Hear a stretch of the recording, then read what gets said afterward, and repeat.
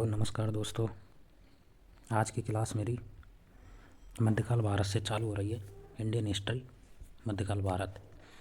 मध्यकाल भारत में जो मुस्लिम आक्रमण होते हैं ना, कौन से मुस्लिम आक्रमण, उनको देखता हूँ मैं पहले, जिसके बाद में मैं दिल्ली सल्तनत पढ़ूँगा, फिर गुलाम वंश, फिर सिख, फिर इसके बाद में जी विजय साम्राज्य। तो पहले मैं सबसे पहले मुस्लिम आक्रमणों को देखता हूँ। मुस्लिम आक्रमण अरबों के द्वारा आक्रमण किया जाता है। किन के द्वारा दोस्तों? अरबों के द्वारा आक्रमण किया जाता है। सबसे पहले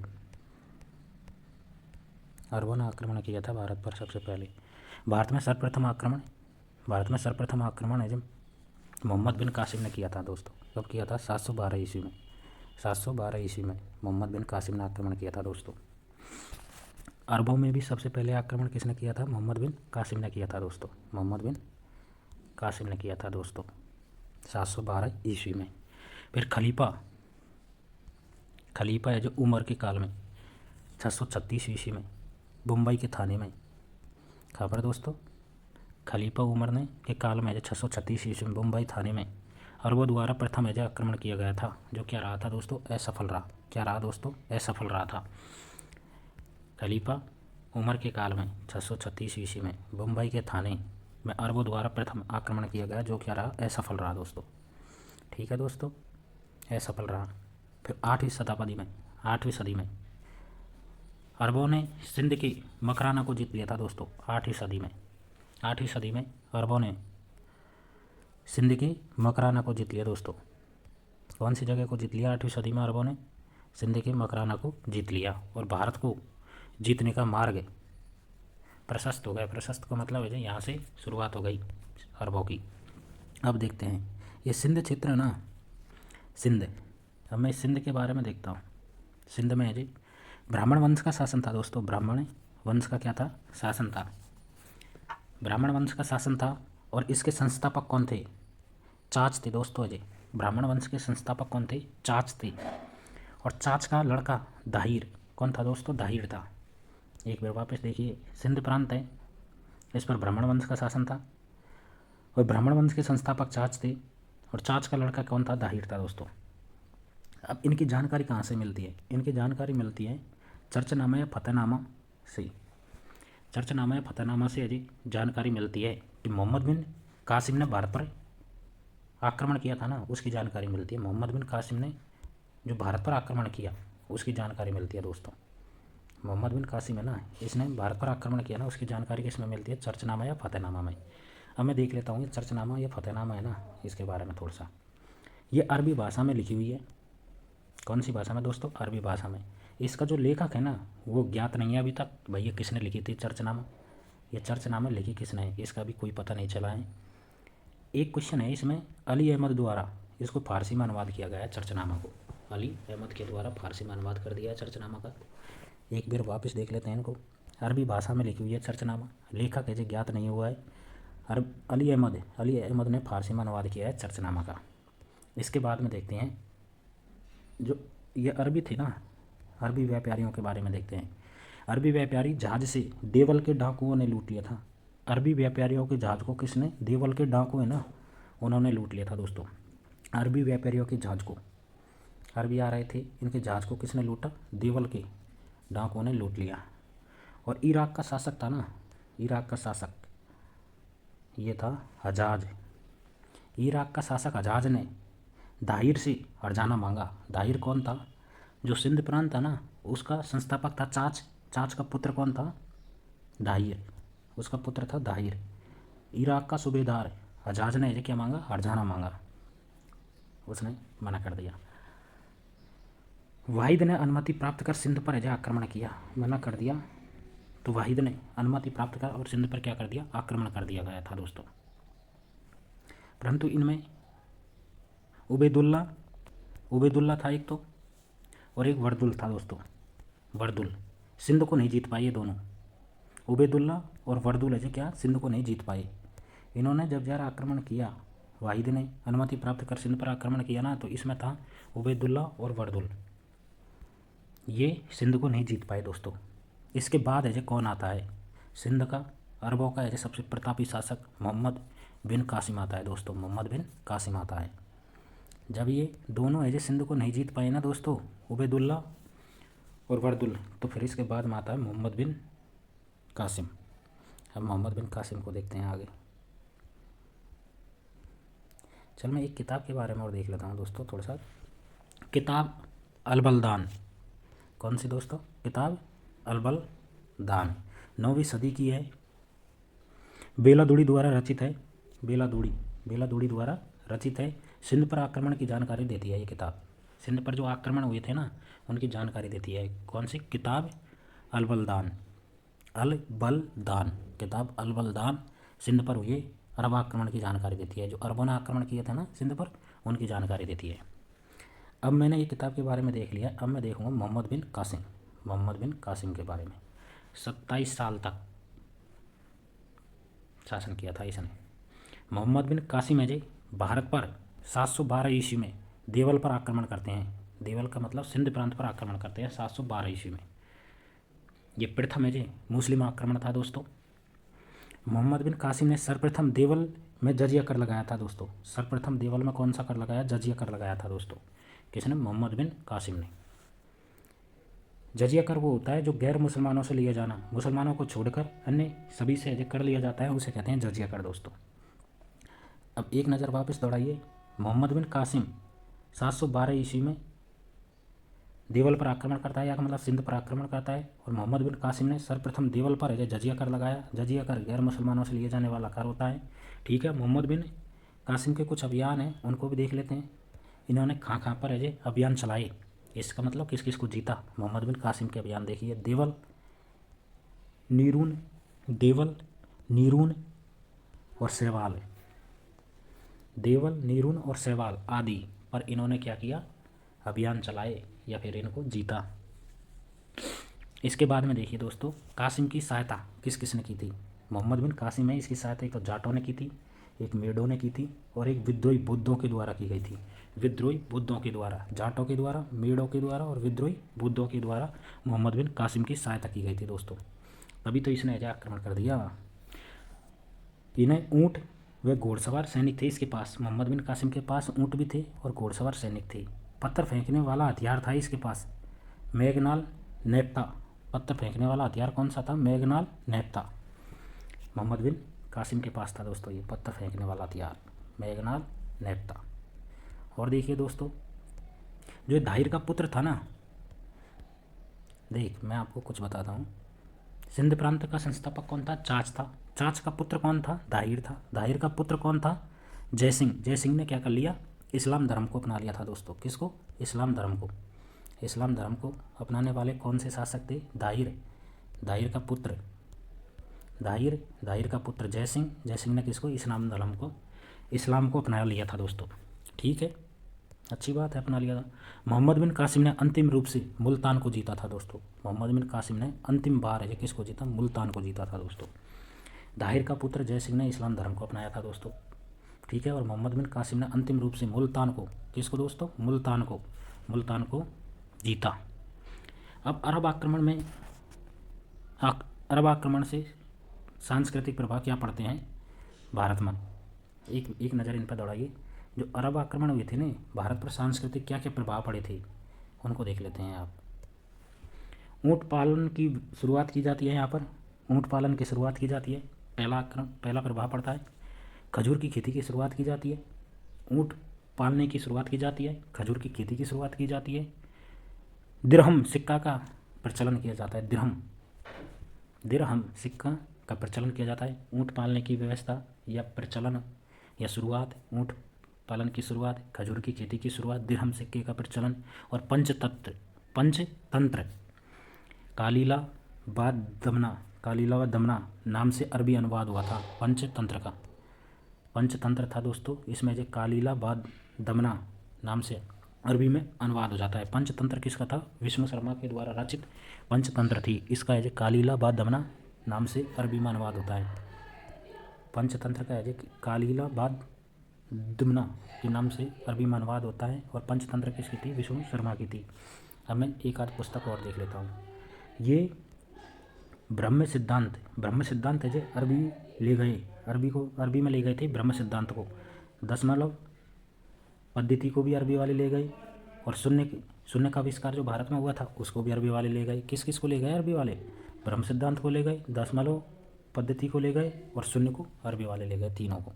ठीक है दोस्तों, मैं आगे देखता हूँ। अब मैं देखता हूँ तुर्की आक्रमण।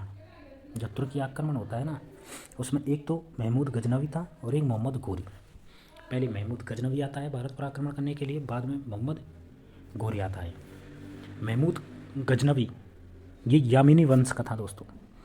किसका था? यामिनी वंश का था। राजधानी गजनी थी इसकी। यामिनी वंश का था, राजधानी गजनी थी। उपाधि, अब मैं महमूद गजनवी को देख रहा हूँ दोस्तों, ये यामिनी वंश का था, राजधानी गजनी थी, और मैं इसकी उपाधियों को देखता हूँ। बुद्ध सिकन यानी मूर्ति भंजक, बुद्ध सिकन या मूर्ति भंजक की उपाधि थी महमूद गजनवी के पास। और गाजी, दो उपाधि थी इसके पास, बुद्ध सिकन मूर्ति भंजक और गाजी की उपाधि। महमूद गजनवी ने भारत पर आक्रमण करने का मुख्य उद्देश्य था कि भारत से धन प्राप्ति करना। भारत से धन प्राप्त करना चाहता था महमूद गजनवी। इन्होंने इसीलिए आक्रमण किया था भारत पर, धन प्राप्ति के लिए। किसके लिए? धन को लूटना या धन प्राप्ति के लिए भारत पर आक्रमण किया था महमूद गजनवी ने। अभी गजनी है ना, गजनी जो राजधानी थी, ये अल्पगीन था यहाँ पर, है ना। गजनी का संस्थापक अल्पगीन था। अल्पगीन का दामाद ये गुलाम कौन था? सुबक्तगीन। कौन था दोस्तों? सुबक्तगीन था। गजनी का ये अल्पगीन था, संस्थापक था यहाँ का। फिर इसका अल्पगीन का गुलाम या फिर दामाद सुबक्तगीन था, जिन्होंने 977 ईस्वी में यामिनी वंश की स्थापना की दोस्तों। यामिनी वंश की क्या की थी? स्थापना की थी दोस्तों। किसने? सुबक्तगीन ने। अब तो देखिए, गजनी में अल्पगीन आता है, अल्पगीन के बाद में सुबक्तगीन आता है, अल्पगीन का गुलाम या दामाद होता है ये, यामिनी वंश की स्थापना कर देता है। फिर इसका सुबक्तगीन का पुत्र था महमूद गजनवी या गजनी। महमूद गजनी या गजनवी किसका पुत्र था? सुबक्तगीन का था। अब सुबक्तगीन में जो भाई साहब सैनिक थे, कौन कौन है जो सैनिक अधिकारी थे उनको देखते हैं। सैनिक अधिकारी बेहाकी, एक तो था बेहाकी। तारीख ए सुबक्तगीन की रचना की थी इसने, बेहाकी ने। किसकी? तारीख ए सुबक्तगीन की रचना की थी बेहाकी ने। फिरदौसी, है ना, एक हो जाएगी फिरदौसी। सायनामा की रचना की थी फिरदौसी ने, सायनामा की रचना की थी। बेहाकी में तारीख ए सुबक्तगीन की रचना, फिरदौसी में है सायनामा की रचना दोस्तों। और उत्बी तीसरा सैन्य अधिकारी था उत्बी, इसने तारीख ए यामिनी की रचना की थी। तारीख ए यामिनी की रचना की दोस्तों, तारीख ए यामिनी की रचना की जाती है। हेनरी इलियट के अनुसार गजनवी ने भारत पर 17 बार आक्रमण किया था। हेनरी इलियट के अनुसार गजनवी ने भारत पर कितनी बार? 17 बार आक्रमण किया था दोस्तों। 17 बार आक्रमण किया था। हेनरी इलियट के अनुसार 17 बार आक्रमण किया था। अब मैं और देखता हूँ इसमें 17 बार आक्रमण कर दिया हेनरी इलियट के अनुसार है जो 17 बार आक्रमण किया था दोस्तों। 1025 ईस्वी में, या मतलब 16 आक्रमण इसने सोमनाथ पर किया था। सोमनाथ पर आक्रमण किया था। वहाँ का शासक कौन था? भीम सिंह फर्स्ट। 1025 ईस्वी में जब 16 आक्रमण किया था, 1025 ईस्वी में जब 16 आक्रमण कहाँ पर किया था? सोमनाथ पर किया था। वहाँ का शासक था भीम सिंह फर्स्ट था दोस्तों। भीम सिंह फर्स्ट था। अब मैंने आपको देखिए, ये देखिए, एक तो बेहाकी, फिरदौसी, उत्बी और अलबरूनी, ये कौन हो जाएंगे? महमूद गजनवी के सैनिक अधिकारी हो जाएंगे। बेहाकी, फिरदौसी, उत्बी और अलबरूनी। अब मैं अलबरूनी के बारे में देखता हूँ। अलबरूनी है ना, जिसका मूल नाम क्या था? रिहान था। क्या था दोस्तों? रिहान। उपाधि विद्याधर की थी इसको। रिहान इसका मूल नाम था, उपाधि विद्याधर की थी। तहकीकात ए हिंद, इसको तहकीकात ए हिंद या किताब उल हिंद कहते हैं इसको दोस्तों है जी। तहकीकात ए हिंद या किताब उल हिंद अलबरूनी की है जी रचना हो जाएंगी। तहकीकात ए हिंद या किताब उल हिंद। मूल नाम रिहान, उपाधि विद्याधर की। इनका जन्म 973 ईस्वी में खीवा में हुआ था दोस्तों। खीवा कहाँ पर होता है? खीवा में होता है 973 ईस्वी में। 1017 में जब महमूद गजनवी ने खीवा पर आक्रमण किया, 1017 में महमूद गजनवी ने खीवा पर आक्रमण किया तो अलबरूनी मिला था इन्हें। अलबरूनी है जो कब मिला था महमूद गजनवी को? जब 1017 में खीवा पर आक्रमण करता है ना 1017 में खीवा पर, जब तब महमूद गजनवी मिलता है दोस्तों, महमूद गजनवी। और महमूद गजनवी है जो गीता पुराण और महाभारत पुराण का अध्ययन करता था दोस्तों। पहला मुसलमान था जो भारत की पुराणों का अध्ययन करता था दोस्तों। किसका? गीता पुराण और महाभारत पुराणों का अध्ययन करने वाला कौन था? अलबरूनी था, जिसे तहकीकात हिंद किताबुल हिंद कहा जाता है। मूल नाम रिहान विद्याधर था उपाधि, तथा 973 में खीवा में आक्रमण होता है। अरे खीवा में हुआ था इसका जन्म। 1017 में गजनवी ने खीवा पर आक्रमण किया था ना, तब एजे अलबरूनी को मिला था दोस्तों ये, तब अलबरूनी मिल गए महमूद गजनवी को। अब मैं आगे देखता हूँ दोस्तों। महमूद गजनवी है ना, महमूद गजनवी का अंतिम आक्रमण होता है 1027 में जाटों के विरुद्ध। किसके विरुद्ध? जाटों के विरुद्ध होता है 1027 में अंतिम आक्रमण।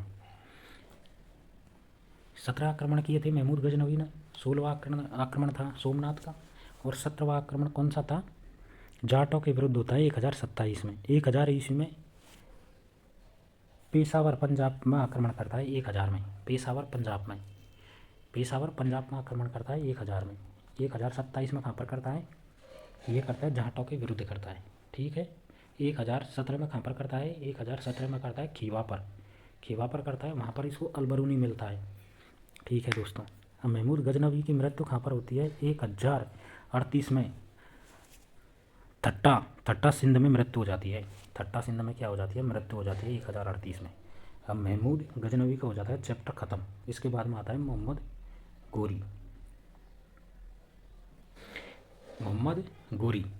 गोरी का मूल नाम था नसरुद्दीन मोहम्मद बिन शाम, इसका मूल नाम था। गजनी वंश का गुलाम था दोस्तों ये।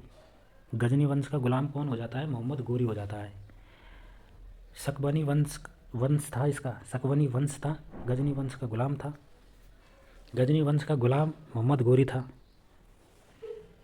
ससबनी वंश था इसका। अब ये देखिए भारत में कहाँ से आता है? गोलम दर्रा है ना, उससे भारत आता है दोस्तों।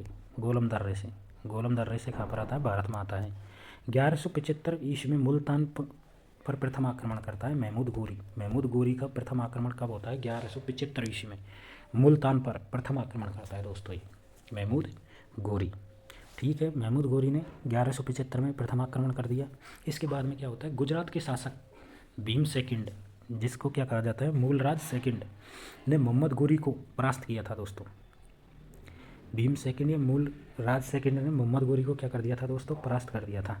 गुजरात का शासक था भीम सेकंड, जिसने मोहम्मद गोरी को क्या कर दिया? परास्त कर दिया। मोहम्मद गोरी के 2 युद्ध होते हैं, तराइन का प्रथम युद्ध और तराइन का द्वितीय युद्ध।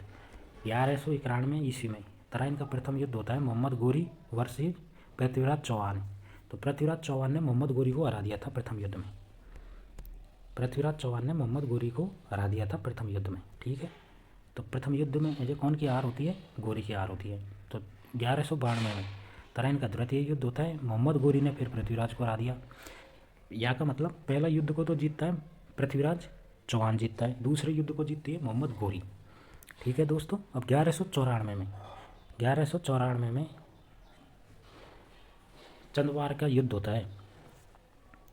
चंदवार का युद्ध में जयचंद को हराया था मोहम्मद गोरी ने, जयचंद को हरा दिया 1194 में। इसी प्रकार 1206 में गोरी की मृत्यु हो जाएगी खोंखारों द्वारा है जो 1206 में मोहम्मद गोरी की क्या हो जाती है दोस्तों? मृत्यु हो जाती है। अच्छी बात है, मृत्यु हो गई। तो इसने लक्ष्मी आकृति के सिक्के चलाए थे, जारी किए थे। इसने मोहम्मद गोरी ने, मृत्यु तो हो गई, अब लक्ष्मी आकृति के सिक्के जारी किए थे और दिल्ली सल्तनत की नींव पड़ गई थी दोस्तों। जब मोहम्मद गोरी की मृत्यु 1206 में होती है, 1206 में मोहम्मद गोरी की मृत्यु हो जाएगी खूंखारों के द्वारा, तो किस क्या होता है? दिल्ली सल्तनत का क्या होता है? नींव पड़ जाती है या उदय होता है उनका। दिल्ली सल्तनत के काल में प्रमुख रचनाएं कौन कौन सी हैं या पुस्तकें, उनको और देख लेता हूँ मैं हल्का सा। दिल्ली सल्तनत का उदय हो गया, उसके दौरान है जी रचित है जी कुछ पुस्तकें। पहली पुस्तक हो जाएगी हसन निजामी की, जिसे ताज उल मासिर किसकी हो जाएगी? हसन निजामी की। ताज उल मासिर हसन निजामी की। ये क्वेश्चन अच्छा है। मिनहाज उस सिराज, मिनहाज उस सिराज इसकी हो जाएगी तबकात ए नासिरी। तबकात ए नासिरी किसकी हो जाएगी? मिनहाज उस सिराज की। मिनहाज उस सिराज की हो जाएगी तबकात ए नासिरी। मिनहाज उस सिराज तबकात ए नासिरी। तबकात ए नासिरी किसकी हो जाएगी? मिनहाज उस सिराज की। अब ये देखिए तबकात ए फ़िरोज़शाही या फतवा ए जहांदारी। तबकात ए फ़िरोज़शाही या फतवा ए जहांदारी ये किसकी हो जाएगी? जियाउद्दीन बरनी की। जियाउद्दीन बरनी की हो जाएगी।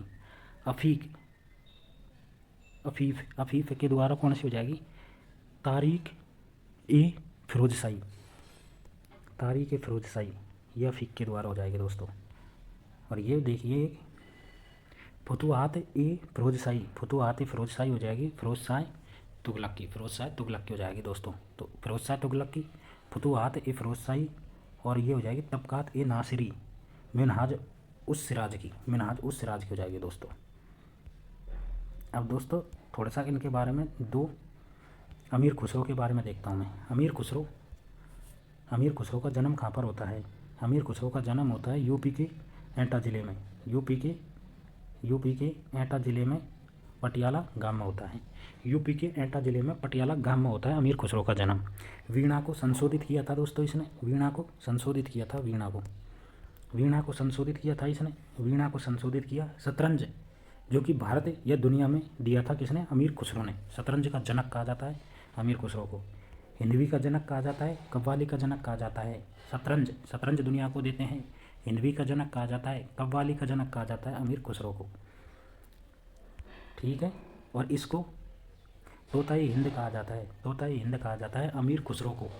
निजामुद्दीन औलिया इसके कौन थे? शिष्य थे। निजामुद्दीन औलिया जो शिष्य किसके थे? अमीर खुसरो को। अमीर खुसरो के शिष्य कौन थे? निजामुद्दीन औलिया थे दोस्तों। जैसे तोताई हिंद की उपाधि किसे दी गई है? अमीर खुसरो को दी गई है, जिसे हिंदवी कहते हैं, कव्वाली का जनक कहते हैं दोस्तों।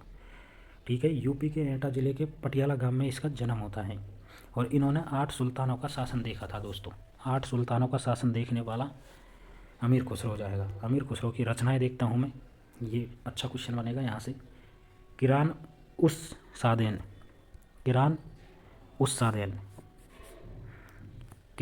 सादेन, मितवा उल फ़तेह। देखिए ये दो पुस्तकों को देखिए, मितवा उल फ़तेह और खजाइन उल फ़तेह, ये दोनों है जो अमीर खुसरो की हो जाएंगी। अमीर खुसरो की ये एक जैसे नाम है, मितवा उल फ़तेह और खजाइन उल फ़तेह। ठीक है। ये दोनों याद हो गई। किरान उस सादेन और आशिका, एक हो जाएगी आशिका, एक हो जाएगी तुगलकनामा पुस्तक भी किसकी हो जाएगी? अमीर खुसरो की हो जाएगी। तो मैं पांचों के को एक बार रिपीट करता हूँ। किरान उस सादेन, मितवा उल फ़तेह, खजाइन उल फ़तेह, आशिका और तुगलकनामा। ये कौन हो जाएगा? अमीर खुसरो हो गया। अब इब्न बतूता पेन की जूता, ये आ जाएगा। इब्न बतूता का जन्म 1336 ईस्वी में, मोरक्को यानी अफ्रीका का यात्री था ये दोस्तों। अफ्रीका का यात्री था इब्न बतूता। 1336 ईस्वी में मोरक्को या अफ्रीका से भारत आया था दोस्तों। 1336 ईस्वी में मोरक्को या अफ्रीका से भारत आया था दोस्तों इब्न बतूता। रियला नामक पुस्तक लिखी थी इसने। कौन सी पुस्तक? रियला नामक पुस्तक लिखी थी इब्न बतूता ने। 8 वर्षों तक दिल्ली पर एज काजी नियुक्त किया गया था दोस्तों इसको। 8 वर्षों तक दिल्ली पर काजी नियुक्त किया गया। और मोहम्मद बिन तुगलक का दरबारी था दोस्तों। ये मोहम्मद बिन तुगलक का कौन था? दरबारी था। 8 वर्ष तक दिल्ली में काजी नियुक्त रिया। रियला नामक पुस्तक लिखी। और 1336 ईस्वी में मोरक्को अफ्रीका का कौन था? ये यात्री था दोस्तों। ठीक है। इब्न बतूता की ये बारे में ये है। 1336 ईस्वी में मोरक्को या अफ्रीका का यात्री भारत आया था। रियला नामक किताब लिखी थी। 8 वर्षों तक दिल्ली का काजी नियुक्त रहा। मोहम्मद बिन तुगलक के दरबार में आया था दोस्तों। मोहम्मद बिन तुगलक के क्या दरबार में आया था। ठीक है। अब मैं इसके बाद में एक आध और है उनको देख लेता हूँ। बदरुद्दीन के बारे में देखता हूँ। बद्र ए चाच की रचना की है इसने। बद्र ए चाच की रचना बदरुद्दीन ने की है। अब्दुल्ला ने तारीख ए दाऊदी की रचना की है। अब्दुल्ला तारीख ए दाऊदी की रचना की है। ये हो जाएगा इसमी। इसमी ने फतेह उस सलातिन की रचना की है। फतेह उस सलातिन की रचना इसमी ने की है। यह हाना बिन सरहिदी, इसको वापस देखिए, यह हाना बिन सरहिदी इसने की है। तारीख ए फिरोज शाह की, तारीख ए फिरोज शाह की रचना की है दोस्तों।